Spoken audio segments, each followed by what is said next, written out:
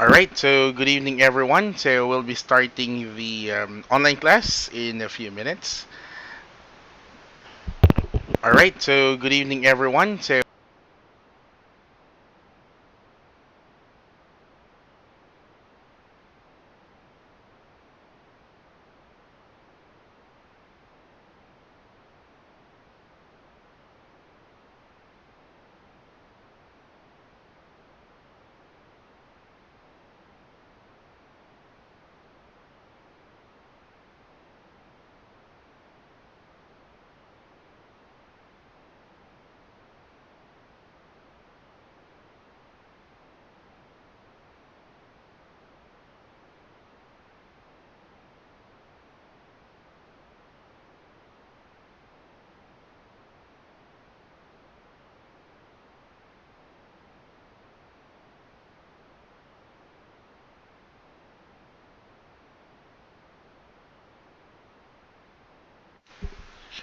So good evening everyone and welcome to this online class. So this is like a sort of review for our PerDev class. And I hope I could actually help you with your upcoming examinations. And I'll give you pointers as well when it comes to PerDev kung ano yung mga itatackle natin. So, yep. And let's now begin. Okay, dokes. All right, so let's now discuss the power of the mind or the whole brain theory. But prior to that, patalastas muna. So, isang patalastas ho. So, during the exam, so ito po yung mangyayari. You will be provided with a separate sheet. And for example, this is an example of your answer key or answer sheet. So, I'm sorry. No, not that one. Okay, hold on. Sorry about that. Okay. Please use a black ink for your exam. So, dapat black ball pen po para i-shade po natin. Bawal po yung partially shaded kasi hindi po siya babasahin ng optical scanner. Yan lang. So, please use black pen. And bawal po yung erasure kasi pag may erasure po, automatically voided na po siya ng optical scanner. And please put your student ID here. And you can actually put your name here. Okay, and let's now move on to our lesson. So, there we go. So, shoutout pala sa kay Sir Andrew. Okay, wow, very good, Harold. Okay. So anyway, let's have the the whole brain theory. So while you're listening right now, sitting on your desk, actually, hold on. Oops, my bad. Iba na pindot ka. Wait lang. Alright, there you are. So while you're listening right now, while you're holding your phone or smartphone or computer, kung anong ginagamit nyo, so yung utak nyo po nga ay tumatakbo because our brain is made up of interconnected neurons. And yung neurons po na to, okay, ay nagwo-work or nagpa-function. For example, the sounds that you're hearing from me is being interpreted as electrical signals in your brain. So ito po yung ating halimbawa, the visual representation of your neuron. Okay? This is the actions kung saan pumapasok po yung mga messages, the synapse or the synapse.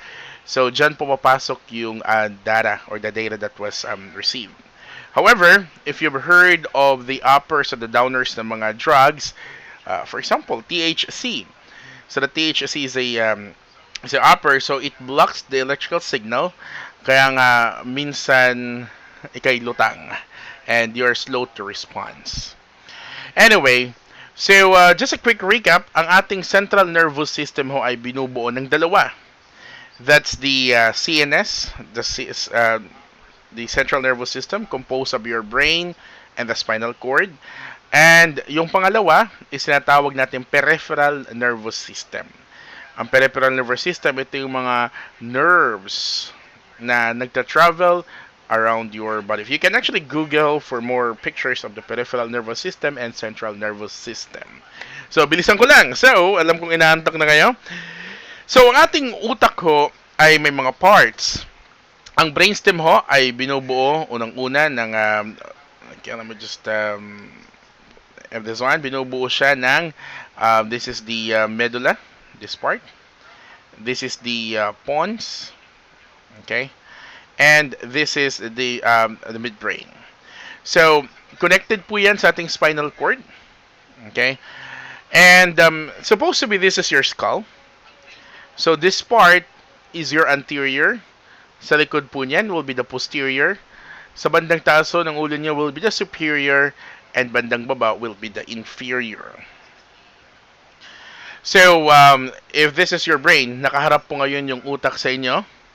So, if this is your brain facing to you, so this we can see the medulla oblongata here, the pons, and the midbrain. So, if we will be isolating the entire brainstem, okay, so this is how it looks like. Isa-isay natin. The brainstem, part of the brainstem is called the medulla oblongata. Or the medulla oblongata ho, siya po yung nagtutuloy-tuloy para sa ating spinal cord. In contrary to the popular belief na pag sinabi nating spinal cord, yun yung buto, nope, that's not a spinal cord. That's a spinal column composed of disc or spinal disc. So, ang function po nito ng ating medulla oblongata here, para mag-connect, siya po yung in charge sa mga voluntary actions nyo like swallowing, vomiting, pag-ubo, pagbahing, and even your balance. Balance so kasi related po yan sa ating eardrum, and your eardrum actually helps you to balance as well. So, if this is the composition of your brain, so makikita natin, again, the pons, sa bandang gitna. The pons actually serves as a bridge. It relays information galing dito, tatakbo information, papunta dito. From the cerebrum to the cerebellum. Okay, this is cerebrum, this is a cerebellum. Okay, and it contains of nerves or nerve pathways. Ang midbrain naman ho ay dito na part, malapit sa may thalamus. Ito mga pinakamaliit na bahagi ng utak natin. So, ang ganyang role lang, it's just a serve as a highway. Yung kanina may bridge, ito highway. So, mabilisan lang to. This is the part of the midbrain, the cerebral pedunculus. And itong parang abs, ang tawag po ay corpora quadrigemina.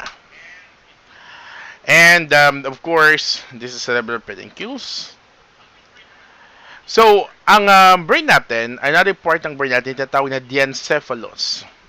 Ang diencephalons ay pagitan ho ng brainstem, this is the brainstem, and the cerebrum. So, ang diencephalons, ang isa sa bahagi dyan ay thalamus. This one, this is the thalamus. Pag isa lang thalamay, or pag dalawa thalamay, isa lang thalamus. Okay. And next is the pineal gland or the pineal body. So, this is the pineal gland. Dito po siya matagpo ang banda. Supposed to be here. So, siya po yung nag-iimpluwensya para mag-excrete yung katawan mo ng hormones and magkaroon ng chemical imbalances kaya ikaw ay nakakatigyawat during your puberty. For women, this plays a significant role because it actually helps you on your menstrual cycle. So, ang diencephalons ay, isang bahagi ng diencephalons ay hypothalamus. Ito pong malit na dito, tinatawag nating hypothalamus. Siya po yung part ng brain natin na related sa pleasure. So every time you're having a feeling of sexual sensation, every time you have the feeling being relaxed, being happy, all the dopamines are being excreted here sa hypothalamus. And the cerebrum, okay? Ang cerebrum ho, ito yung tinatawag nating utak niya, this one. Ito itong parang taho. Yan. So before, there was a myth. Nasabi nila, pag meron dong kulot-kulot yung utak mo, ibig sabihin ginagamit. It was a myth. Because it's not true. And sabi nila, pag plain dong utak mo, parang taho, that means di ginagamit. Again, it's not true. Kasi nga, ginagamit natin ang utak natin whether you like it or not. So, laos na po yung kasabihan na utak na di ginagamit, benta na yan. Anyway, so, ang ating cerebro po ay binubuo ng left and right hemispheres. Okay. And yung right hemisphere po natin, it controls your left hemisphere. Sino po dito yung ating left-handed? Shout out naman dyan. Okay. So, yung mga left-handed po, ang right hemisphere ho ang gumagana sa iyo. While the right-handed, kagaya sa akin, right-handed, left cerebral hemisphere yung gumagana. So, ano po yung kahalaga nito? What is the significance of this? Because this talks about the function of our brain, the function of our body. Okay? And, if you'll be noticing again, this is the left. Again, pag left, anong gumagana? The right side. Good. And pag right hemisphere, ang gumagana ho, yung kaliwa. Ibig sabihin kaliwete ka. Amazing. That's how our brain works. Bakit? Ganun siya yung work? That's the greatest design of God. I don't know as well the answer. And there's no concrete scientific explanation why our brain works that way. So, ano po yung function ni cerebral cortex? Ang cerebral cortex ho ay siya po yung nagpa-process ng mga information na nakukuha at naririnig nyo. Halimbawa ngayon, sa mga nakikinig at nanonood, sabi niyo, oh, boring. Okay, boring lecture. It's like more of a talk. Yes, the mere fact that you are listening, you're interpreting, at ini-interpret says, boring, online lang. So, your brain is already doing the judgment. Your brain is already doing the discrimination, and you're already using your cerebral cortex. So, ang ating utak ay binubuo ng 4 na lobes. Kaparat yung cerebral cortices natin. Una, frontal lobe. Ang frontal lobe or motor area, ang binubuo ng motor area siya po yung involved ng voluntary muscle movements mo. Okay? And siya rin po yung part na nagko-contain ng ating speech. Okay? And it also contains part of our memory. And for the parietal lobe as well, the parietal lobe is dedicated to the sensory area, kung saan siya po nag-i-interpret ng ating nararamdaman, yung ating feelings. If, for example, if we touch something cold, if we touch something hot, siya po nag-iisip niyan. For example, nakahawak ka ng plancha na nakasaksak, na mainit pa. Once you touch it, your brain will automatically interpret, oh gosh, oh boy, this is hot, so I need to remove this. So, yun pong gamit ng parietal lobe. So, let's move it into action. Ano nga bang itsura niya? Next, temporal lobe. Sa temporal lobe, nandito po yung ating auditory. Kung ikaw ngayon naka-headset, naka-earphones, okay? So, siya po yung nag-i-interpret ng sounds ngayon. Because your eardrum is working right now. It's capturing sounds. And then while it's capturing sounds, it's actually converting into electrical signals na ini-interpret na temporal lobe mo.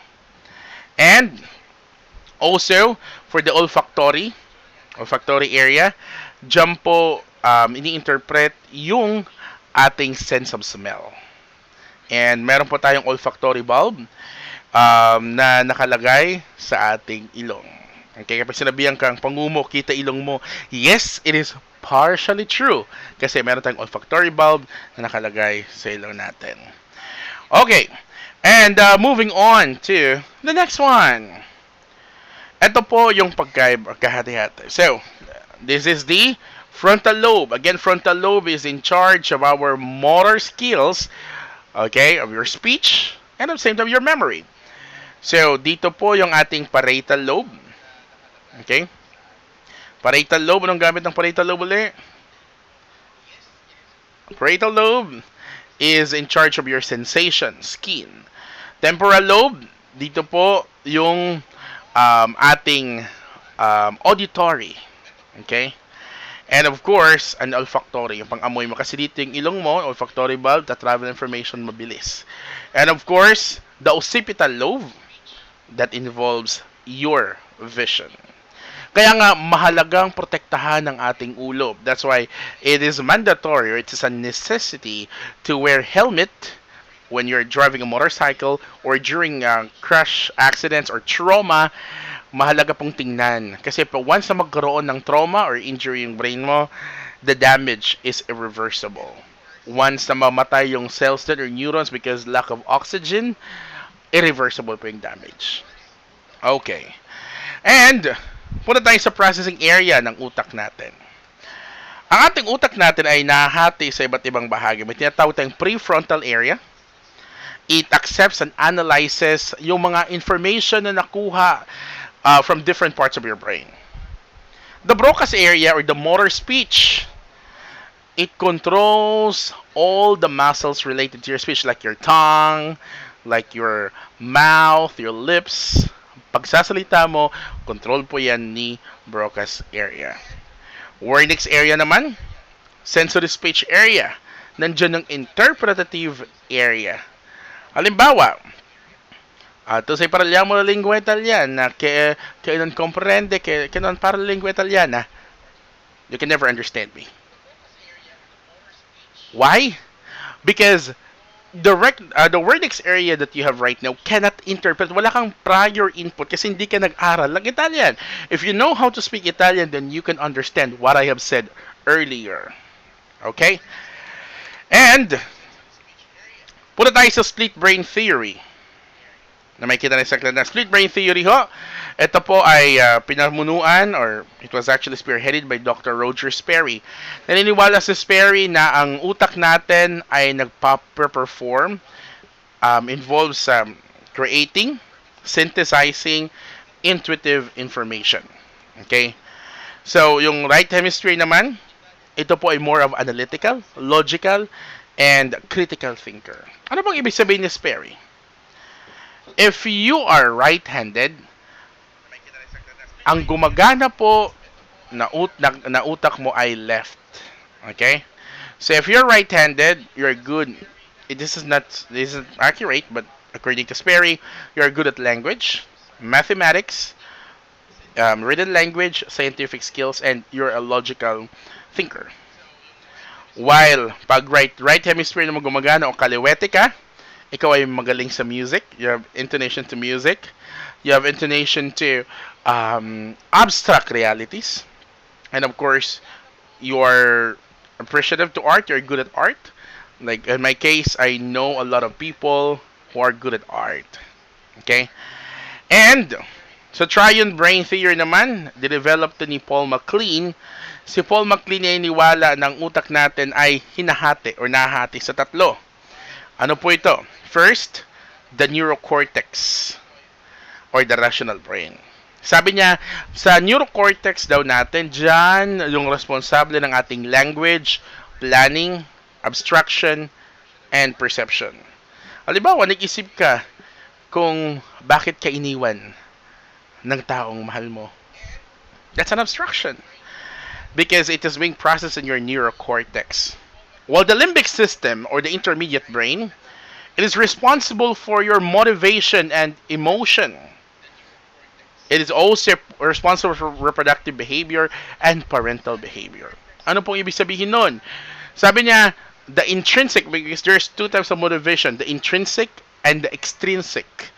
Extrinsic outside motivation. The extrinsic motivation is interpreted, same as intrinsic motivation are interpreted in our limbic system. Halimbawa, ginanahan kayong mag-aral dahil nag-wave sa'yo si crush mo and you feel motivated.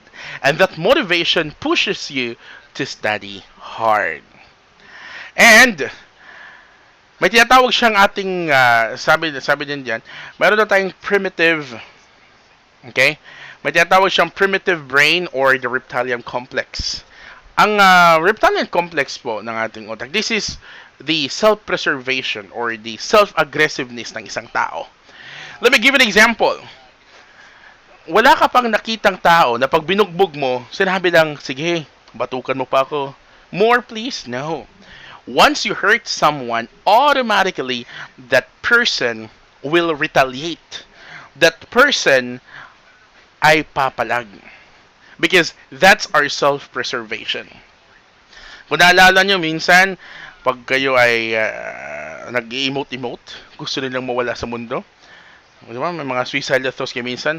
Hirap na hirap kang i-entertain yun. Why? Because your body is in self-preservation. Okay? Alright, and going into the next theory, or this is part of our brain though. So, the neocortex, or the thinking brain, the limbic brain, yung feeling natin, and the survival brain, reptilian. Kumbaga si neurocortex, yung ating utak, limbic, si puso, and reptilian yung ating survival mode. Okay.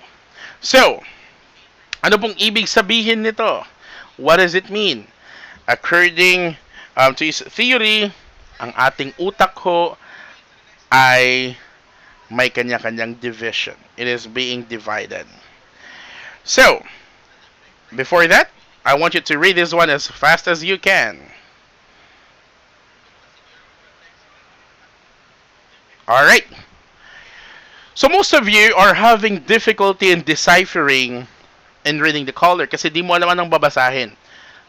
Yung word, yung letters na RED, or yung kulay because the red doesn't correspond with the perception of red na pula.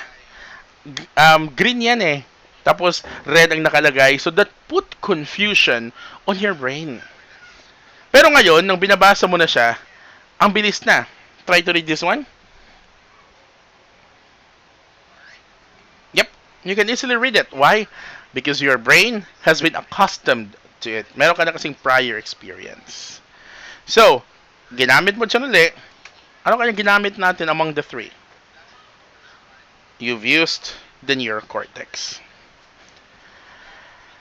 Papasok naman tayo sa brain theory. Si Ned Herman, isa po siyang engineer ng General Electronics. Sabi niya, ang tao daw symmetrical.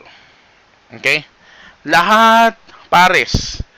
Dalawa kamay mo, dalawa hita mo, dalawa tenga mo, dalawa mata mo, dalawa lungs mo.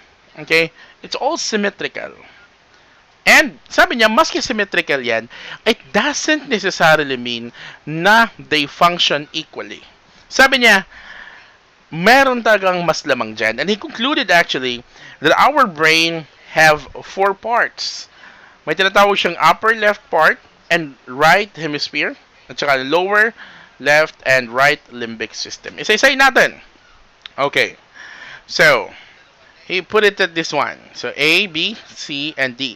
Upper, lower, upper, lower. So, upper left, cerebral mode. Ito po yung analytical, yung logical. Ginagamit mo, for example, nagsosolve ka ng gen math mo. You are using the upper left or the A.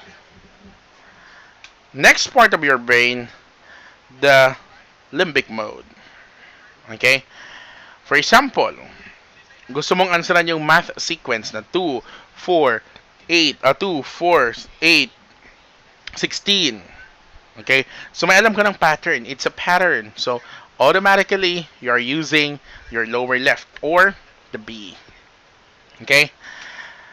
The next part is tinatawag niyang lower right or quadrant interpersonal. Ano pong ibig sabihin nito? Halimbawa, ikaw hyper na hyper, ikay kinikilig, ikay nag-i-emote, you're emotional. All of your emotions were derived or were processed on the lower right part. While for the upper right system or the limbic system, itong ating imaginative part. This is how you synthesize. Halimbawa, you've noticed na hindi na siya ganun ka-sweet sa'yo. Napansin mo na dating ang dalas niyang mag-I love you sa'yo sa chat. And then all of a sudden, bihira na siya mag-reply. And then sinasabi sa'yo, sorry, busy ako sa ACADS ko. Then, I guess it suffice to say na nanlamig na siya sa'yo. So from there, you are synthesizing the situation. You are using the upper right limbic system of your brain. Okay? So, that's entirely the concept ng quadrant brain theory. So, Ano po yung coverage ng ating exam? That's a good question. Ang coverage po ng ating exam, I actually suggest if you can read the yung mga diyan ko po kinuha yung most of the items sa summarizing the big idea in the chapter sa dulo ng bawat chapter. Basahin nyo po yun. And of course, the coverage is from pages. Okay, tingnan natin. Let's revisit. That's from, hold on. Let me double check. From chapter 5. Okay. From chapter 5 and going to chapter 7, 5 to 7. And I do suggest also to please review a little lang doon sa John Piaget. Meron pong lalabas sa John Piaget. Konting-konti lang po. And then sa chapter 5, yung challenges on the late adolescence. Yung 12 po yan. Yung 12 challenges.